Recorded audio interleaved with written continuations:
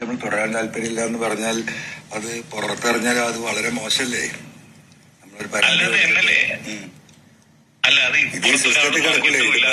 S P നേരിട്ടല്ലല്ലോ handle ചെയ്യുക, അവിടെ ഓഫീസിൽ വരുന്ന സ്റ്റാഫല്ലേ ഇത് ഹാൻഡിൽ ചെയ്യുക. നമുക്ക് ആ സിസ്റ്റത്തിൽ നിന്ന് മായ്ക്കാൻ എന്താ മാർഗം? ഞാനിപ്പോ മനസ്സിലാക്കിയിരിക്കുന്നത് എസ് പിക്ക് കൊടുത്ത പരാതി അവിടുത്തെ ക്യാമ്പ് ഓഫീസാണ് ഹാൻഡിൽ ചെയ്യുന്നത്.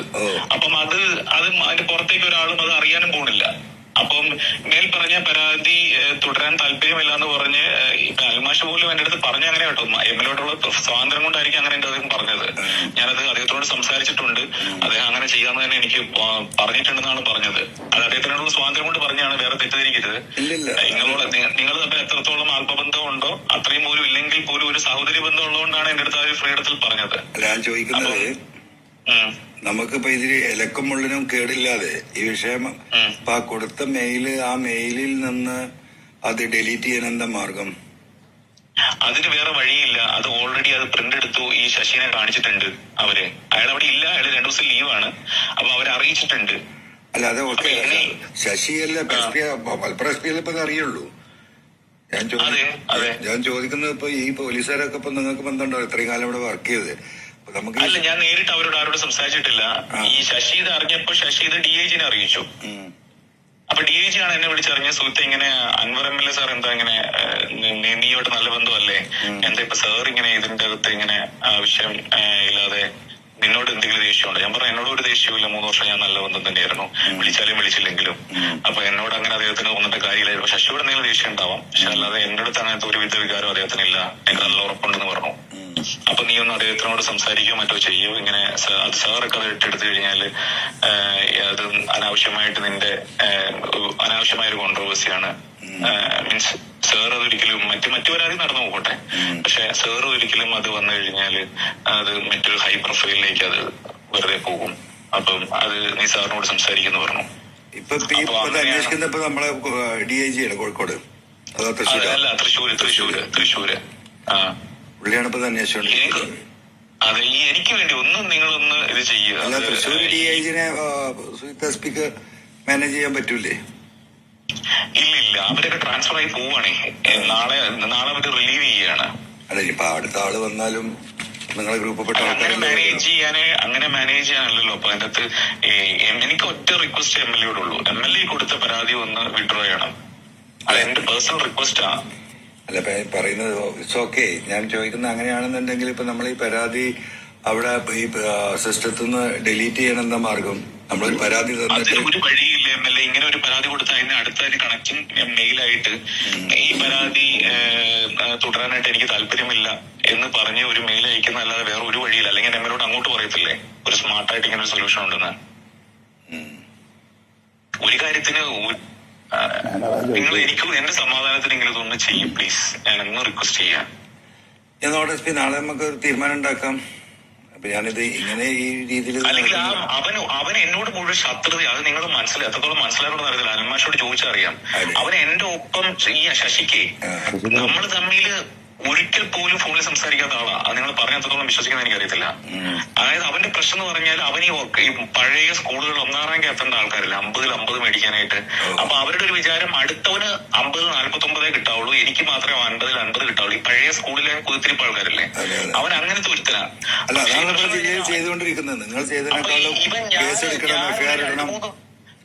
ഞാൻ 2 വർഷം കൊണ്ട് വിവിധ മേഖലകളിൽ പോലീസിംഗ് ചെയ്തു വെച്ചതിനൊപ്പം ഈ 57-58 വയസ്സുള്ളവന് ഓടിയെത്തത്തില്ല.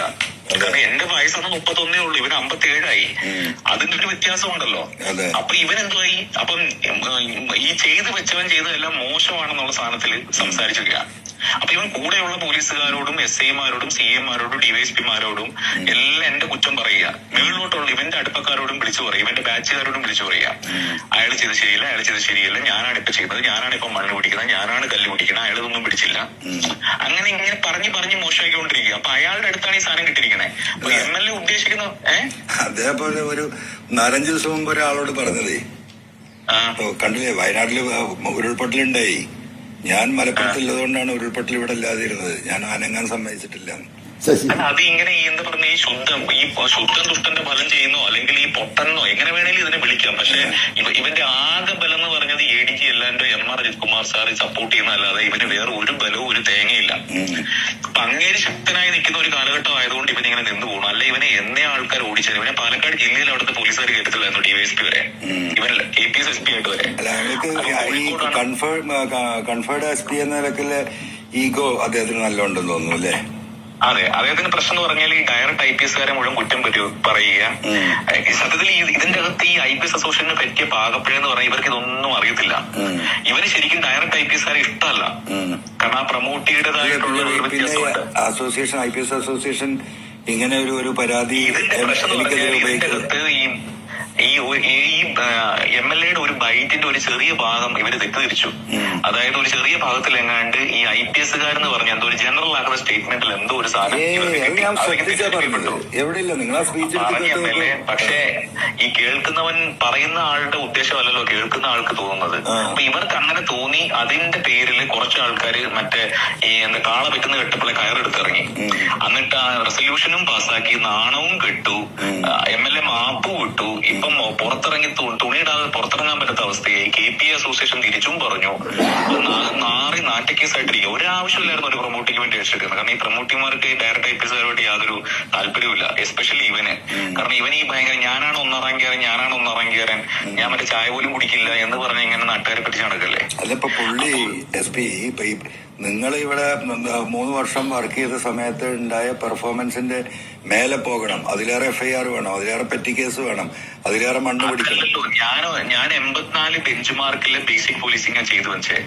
ഇവൻ അതല്ലാതെ ആകെ FIR കൂട്ടാനും മണ്ണുവണ്ടി പിടിക്കാനായിട്ടും ഞാൻ എന്ത് വളരെ കൃത്യമായി എന്റെ നയം വളരെ വ്യക്തമായിരുന്നു. കരിങ്കൽ കാറിക്ക് നയം വളരെ വ്യക്തമാണ്. കൃത്യമായി ലൈസൻസിങ് ഉണ്ട്. അതിന് ലൈസൻസ് ഇല്ലാത്തതിനെ നോക്കുക. ചെങ്കല്ലിന് നമുക്ക് നെല്ലും പതിരും വേർപെടുത്താൻ പറ്റില്ല. കാരണം ജില്ലയിൽ ആകെ ലൈസൻസ് ഉള്ള പണ്ടുകാലത്ത് ഏതോ ഒരു ഒരെണ്ണമാണ്. വേറെ ആർക്കും ലൈസൻസ് ഇല്ല. നമുക്ക് ആകെ നെല്ലും പതിരും വേർതിരിക്കാനേ പറ്റത്തുള്ളൂ. മണ്ണിടിഞ്ഞ് മലയിടിഞ്ഞ് താഴെയുള്ളവർ മരിച്ചു പോകും. അല്ലെങ്കിൽ ഒരാളുടെ പറമ്പിൽ ഗുണ്ടായിസം കാണിച്ച് കേറി ഒരു പ്രമേശ്വരായി കേറി വെട്ടുക. അത് നാട്ടുകാർക്ക് ഭയങ്കരമായ പരാതി. വെള്ളപ്പൊക്കത്തിലോ അല്ലെങ്കിൽ മഴ പെയ്യുമ്പോഴോ ഞങ്ങളുടെ വീട് നശിക്കുന്നു പറയുന്നവര്. അങ്ങനെയുള്ള പരാതികളെ SP വെരിഫൈ ചെയ്ത് നന്മയുണ്ടെങ്കിൽ നടപടി.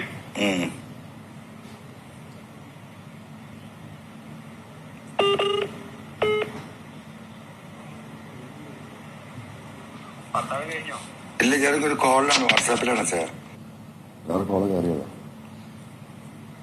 ഹലോ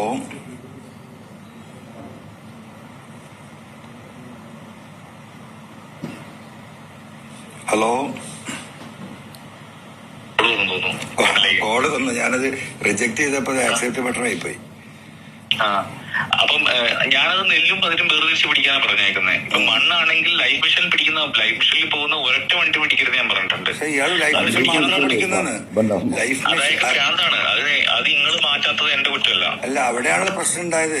SP അതായത് അമരമ്പലം പഞ്ചായത്തില് 827 വീടോ എന്തോണ് കഴിഞ്ഞ പ്രാവശ്യത്തെ ബഡ്ജറ്റിൽ നമ്മൾ പണം വെച്ചത്. സ്റ്റേറ്റിൽ ഏറ്റവും കൂടുതൽ വീട് ഉള്ളതിന് സ്റ്റേറ്റിന്റെ അവാർഡ് വാങ്ങിയ പഞ്ചായത്ത് നിലമ്പൂരില്. അവിടെ ആ മുറ്റത്തുനിന്ന് മണ്ണിടാൻ സമ്മതിക്കില്ലെന്ന്. എന്നിട്ട് ഞാൻ തലക്കസുഖം. ഞാൻ അതിന് എന്താ പറയുക, ഒരു പോലീസ് ഒരു SP ഇരുന്നിട്ട് ഇങ്ങനെ ചാടിക്കുമ്പോ അതിന് തലക്കസുഖം എന്നല്ലാതെ ഞാൻ അതിന് മിനിമം പറയാനല്ലേ പറ്റും എനിക്ക്. അവിടെ അല്ല, ആ ഒരു ഫൈറ്റിലല്ലേ തുടങ്ങിയത്. ഞാൻ പിന്നെ പാർക്കിലെ കേസ് പറയാൻ കാരണം എന്താ വെച്ചാൽ എനിക്ക് ഒരാളെ കുറിച്ച് നമ്മളൊരു അഭിപ്രായം പറയുമ്പോ എന്റെ അനുഭവം എനിക്ക് പറയാലോ. അതെ 8 മാസമായി. ഒറ്റ കാര്യമുള്ളൂ, എനിക്കറിയത്തില്ല നിങ്ങൾ ADG ലോ ആൻഡ് ഓർഡറുമായിട്ട് എങ്ങനെയാണ് റിലേഷൻഷിപ്പ് എന്നുള്ളത്. അങ്ങനെയാണ് ഇയാൾ സപ്പോർട്ട് ചെയ്യുന്ന ഈ കേരള പോലീസിലെ ഒരു വ്യക്തി MR പണ്ട് പരിചയമുള്ള ആളായിരിക്കും. അയാൾ എന്തിനാണ് നിങ്ങൾ സപ്പോർട്ട് ചെയ്യുന്നത് എനിക്കറിയില്ല. അല്ല, MRന്റെ കാര്യം SPക്ക് അറിയില്ലേ? ഇപ്പൊ ഞാൻ ഇന്നലെ പറഞ്ഞല്ലോ സാജൻ സ്കറിയന്റെ കാര്യം. സർവശക്തനാണല്ലോ. അല്ല, അതായിക്കോട്ടെ. അത് അതിലേറെ വലിയ സർവശക്തൻ മോളിലുണ്ടല്ലോ, നമ്മളൊക്കെ വിശ്വസിക്കുന്നത്. അതിനപ്പുറം ആരുമില്ലല്ലോ. അതായത് ഈ സാജൻ സ്കറിയയുടെ കേസിൽ, മറുനാടൻ മലയാളിയുടെ കേസില് ഇപ്പൊ ഞാൻ അന്ന് സംസാരിച്ചല്ലോ, അതില് എന്താണ് നമ്മുടെ ഇലക്ട്രോണിക്സ് ആക്ടില് 2000 കമ്മ്യൂണിക്കേഷൻ ആക്ടില് ഈ പറയുന്ന 66F അട്രാക്ട് ചെയ്യുമെന്ന് പ്രോസിക്യൂഷൻ ലീഗൽ ഒപ്പീനിയൻ കൊടുത്ത പോലീസ് ചോദിച്ചിട്ട് അത് വന്നു കഴിഞ്ഞാൽ അത് ടെററിസാണ്. 14 കൊല്ലത്തെ ഇംപ്രീസ്മെന്റ് ആണ്, ജാമ്യമില്ല. അത് നിങ്ങൾ പഠിച്ചിട്ടുണ്ടാവും എനിക്കറിയാം. അപ്പോ ഈ വിഷയം വന്നപ്പോ ഈ ചങ്ങാതിക്ക് നല്ല വരുമാനം ഉണ്ടല്ലോ. ഞാൻ കേട്ട വിവരാണ്, കേട്ടതല്ല, അത് ആൾമോസ്റ്റ് നമ്മൾ എസ് അറിയുന്നുണ്ടാവും.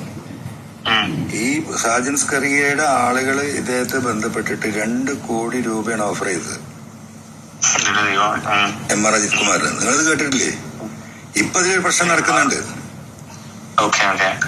അദ്ദേഹത്തിന് 1.5 കോടി, ആദ്യം 1 കോടി കൊടുത്തു, പിന്നെ 50 ലക്ഷം കൊടുത്തു. ഇപ്പൊ ആ 50 ലക്ഷം 3 മാസം സമയം പറഞ്ഞതായിരുന്നു. അതിപ്പം 6 മാസമായി, 8 മാസമായി, 10 മാസമായി ആ പൈസ കൊടുത്തിട്ടില്ല. ആ ഒരു ഇഷ്യൂസ് നടക്കുന്നുണ്ട്. അത് സ്പീക്കർ അറിയോ?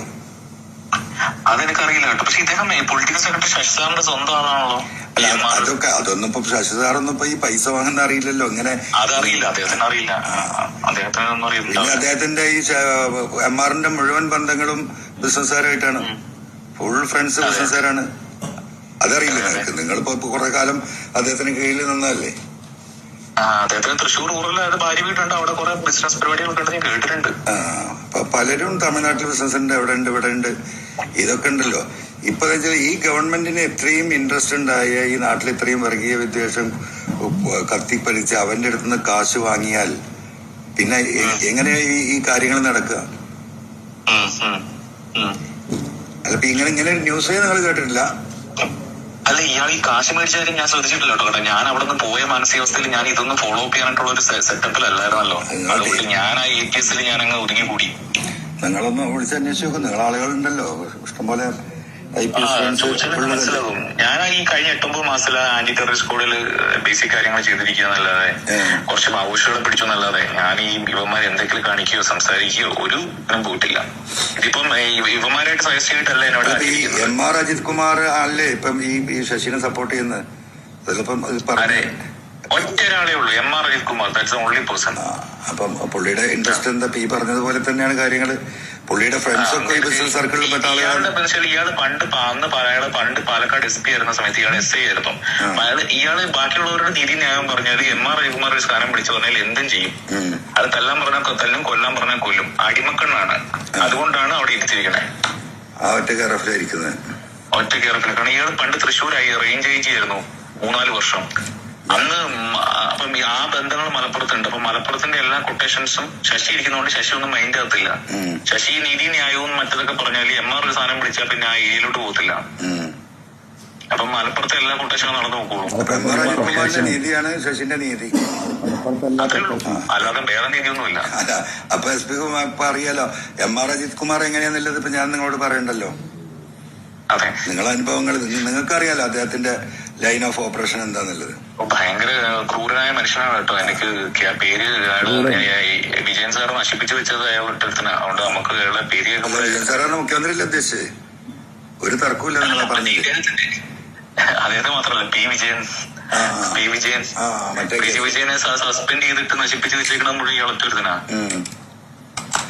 ഈ ഗവൺമെന്റിന് എത്രയും വലിയ തലവേദന മുഴുവനുണ്ടായത് ഈ പോലീസിലെ മുഴുവൻ കാരണക്കാരൻ ഈ അജിത് കുമാർ എന്നില്ലേ? അദ്ദേഹം മര്യാദക്ക് കൊണ്ടുനടന്നിരുന്നെങ്കിൽ അത് നിങ്ങൾക്കും പോലെയല്ലോ, നിങ്ങൾക്ക് തന്നെ അറിയാലോ.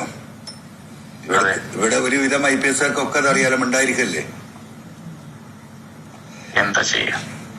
അല്ലാതെ നിങ്ങള് അതായി പറയുന്നത്. അപ്പം ഈ വിഷയത്തിൽ പോലും ഇപ്പൊ ഈ ഗവൺമെന്റ് നേരിടുന്ന ഏറ്റവും വലിയ പ്രശ്നം മുഖ്യമന്ത്രിയെ കുറിച്ച്, മുഖ്യമന്ത്രി കുടുംബത്തെ കുറിച്ച്, പാർട്ടി സെക്രട്ടറിയെ കുറിച്ച്, കൊടിയേരി ഉണ്ടായിരുന്ന അദ്ദേഹത്തെ കുറിച്ച് അകലമാന ആളുകളെയും കുടുംബം നാറ്റിക്കുന്ന വാർത്തകൾ നിരന്തരമായി കൊടുക്കുന്നു, വർഗീയ വാർത്തകൾ കൊടുക്കുന്നു. അവന്റെ കയ്യിൽ നിന്ന് ഇയാൾ കാശ് വാങ്ങിയാൽ പിന്നെ എന്താണ് ഇതിന്റെ സ്ഥിതി? SP നിങ്ങളൊന്ന് പറയും.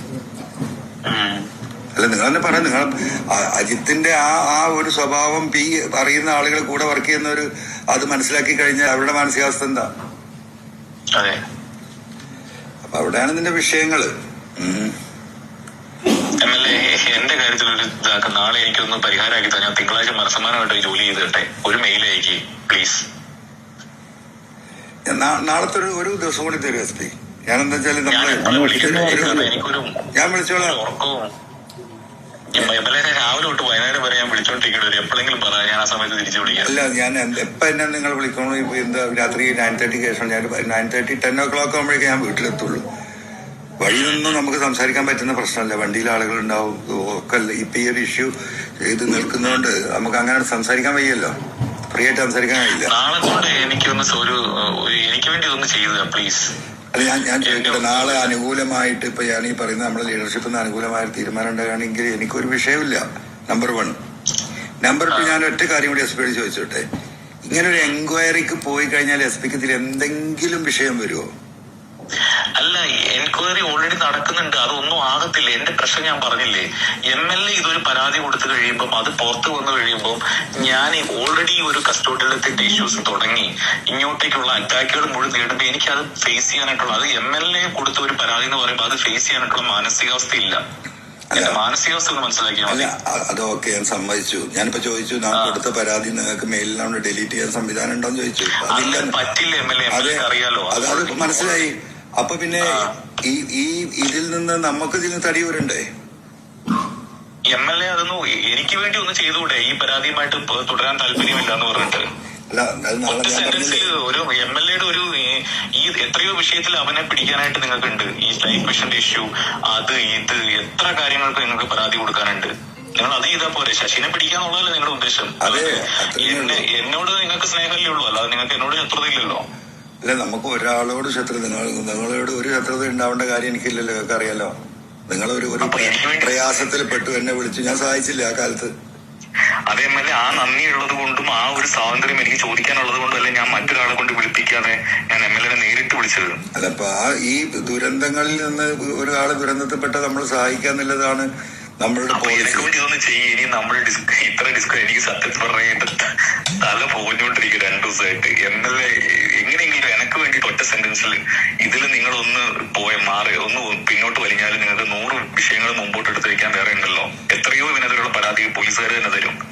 ഇവന് ഈ 50 കിലോമീറ്റർ ദൂരം മാറ്റിയത്, ഈ മണ്ണുകാർ ലൈഫ് മിഷൻ പിടിക്കുന്നത്, ഈ പറഞ്ഞ ചെങ്കല് വണ്ടികൾ മുഴുവൻ കൊണ്ട് പിടിച്ചിടുന്നത്, അവിടെ എനിക്ക് തോന്നുന്നത് ലീഗുകാർ കണ്ട് ഇതിനെതിരെ സമരം ചെയ്യാതിരിക്കാന്ന് എനിക്ക് തോന്നുന്നത്. അവിടെ കാണിക്കണം എല്ലാവരും MLAയുടെ ഒപ്പം നിൽക്കും. സമരം നമ്മൾ തന്നെ ചെയ്തല്ലോ. ഈ ലൈഫ് മിഷന്റെ കാര്യത്തില് panchayat president, vice president, full മെമ്പർമാര്, LDF, UDF ഒരു വ്യത്യാസമില്ല, എല്ലാരും കൂടെ പോയിട്ട് ഇയാളെ പോയി കണ്ടു. ദയവായി ഉപദ്രവിക്കരുത്. ആ വീട് കെട്ടിയ തറയിലേക്ക് മണ്ണിടാനാണ്. ഒരു 400 സ്ക്വയർ ഫീറ്റ് വീട്ടിലേക്ക് SP എത്ര മണ്ണാ വേണ്ടത്? SPക്ക് അറിയാലോ. ഈ പറയുന്ന ഒരു 150 അടി മണ്ണ് അല്ലെങ്കിൽ 200 അടി മണ്ണ് ഒരു ചെറിയ പിക്കപ്പിന്റെ ലോഡ് മണ്ണാണ്. അത് അപ്പുറത്തെ പറമ്പെന്ന് ആളുകൾ സമ്മതം കൊടുക്കുകയാണ്, നിങ്ങൾ ഇവിടെ ശേഷം മണ്ണെടുത്തോ, കയറി ഈ സാധുവിന് വീടുണ്ടാവട്ടെ വെച്ച്. അതിനിങ്ങനെ സമ്മതിക്കൂല എന്ന് പറഞ്ഞാൽ